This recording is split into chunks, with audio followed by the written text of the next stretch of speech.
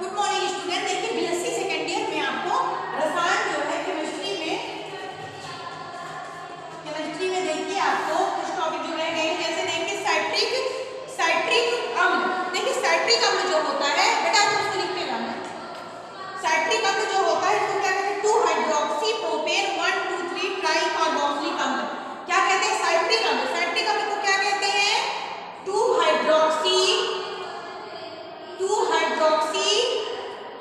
Propane 1 2 3 क्या कहेंगे इसको? अपन ट्राई कार्बोक्सिलिक अम्ल कहा जाता है।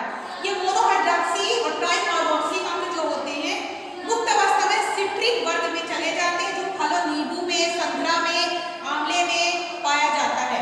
ठीक है, 7.10% से सिट्रिक अम्ल होता है। नींबू में कितना होता है? देखो नींबू जो होता है, नींबू में 7 से 10% का साइट्रिक अम्ल होता है। ये सूत्र है इसका, देखो CH2 C1 CH2 हो गया। आप देखोगे यहाँ पे कि 1 2 3 4 5 कार्बन है, पहले में COOH, दूसरा CH2 ये 4 में CH2 COOH, 5 कार्बन की एक श्रृंखला बनी हुई है। इसको क्या कहते हैं अपन?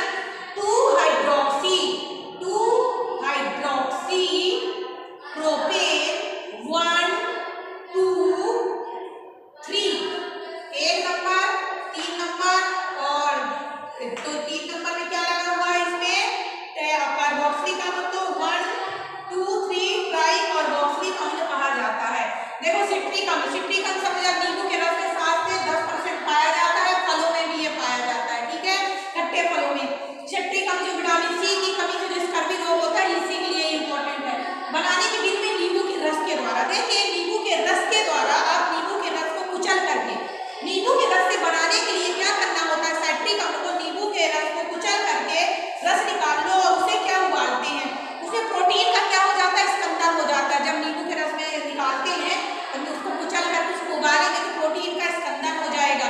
छान कर धूल कर देते हैं, जिससे कैल्शियम कार्बोनेट को उदासीन करके, फिर कैल्शियम कार्बोनेट जो कैल्शियम कार्बोनेट में उदासीन करके इसको क्या करते हैं? उबालते हैं।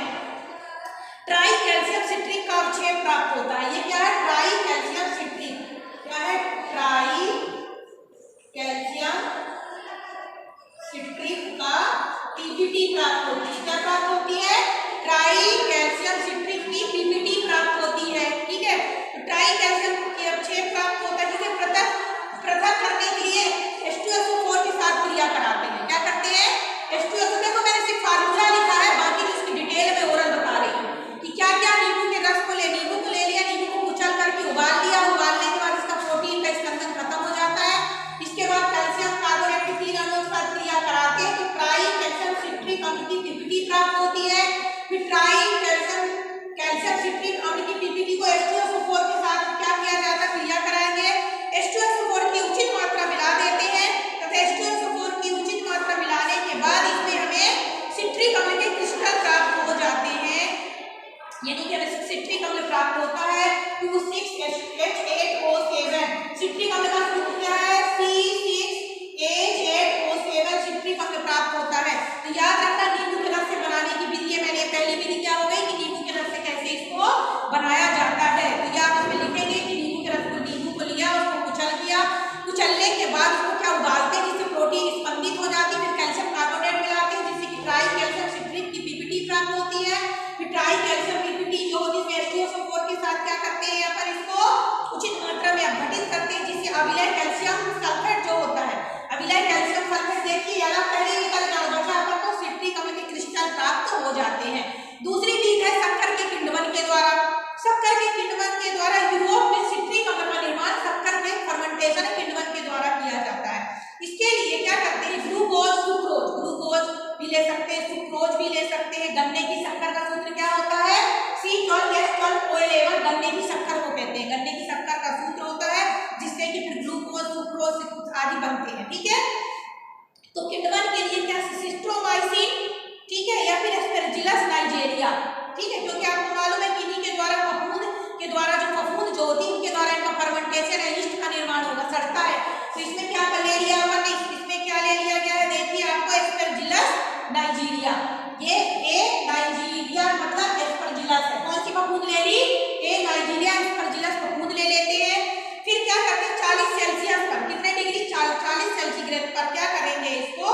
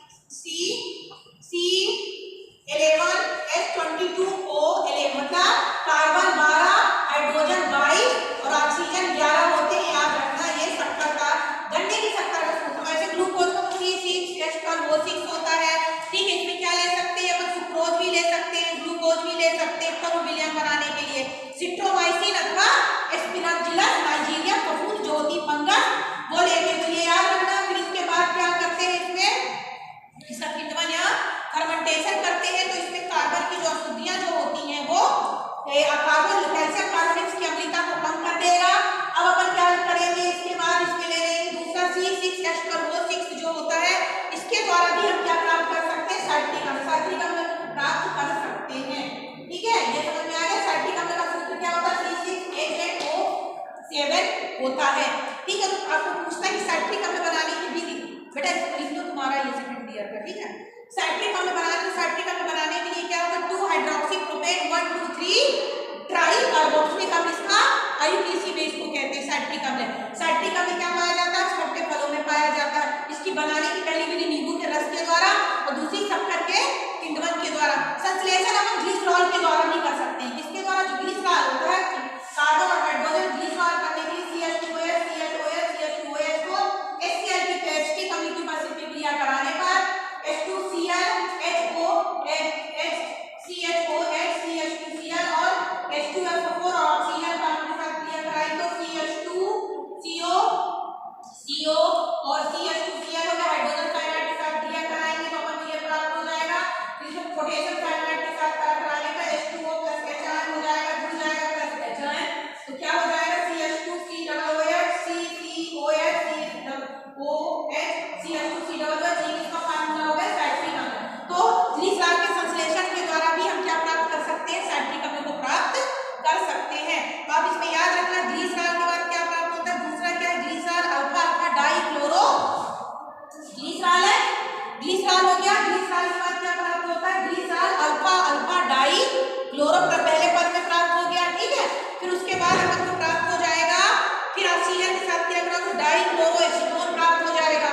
तो पहले क्या हुआ, इसमें अल्फा अल्फा प्राप्त होता है। जब HCl के साथ क्रिया कराई अपन ने, HCl के साथ क्रिया में क्या प्राप्त हुआ है अपन को, अल्फा अल्फा डाइक्लोरोहाइड्रीन क्या प्राप्त होता है, अल्फा अल्फा अल्फा डाइक्लोरोहाइड्रीन, ये प्राप्त हो गया इसको। ठीक है, फिर पुनः क्या, ऑक्सीजन के साथ इसका ऑक्सीकरण और H2SO4 की उपस्थिति में जब क्रिया कराते हैं तो डाइक्लोरो एसीटोन प्राप्त होता है। क्या प्राप्त होता है, डाइक्लोरो एसीटोन, ये क्या है, डाइक्लोरो क्या प्राप्त हुआ, एसीटोन प्राप्त हो गया, डाइक्लोरो एसीटोन प्राप्त हो जाता है। फिर हाइड्रोजन साइनाइड के साथ क्रिया कराएंगे तो डाइक्लोरो एसीटोन साइनोहाइड्रीन प्राप्त हो जाता है। हाइड्रोजन साइनाइड के साथ क्रिया कराने में क्या प्राप्त होता है, डाइक्लोरो एसीटोन हाइड्रोसाइनाइड प्राप्त होता है। फिर पोटेशियम साइनाइड के साथ क्रिया कराई, देखो उसमें दिख रहा है KCl के साथ क्रिया कराएंगे, पोटेशियम साइनाइड के साथ क्रिया कराएंगे, उसके बाद लास्ट में अपन को क्या प्राप्त हो जाता है,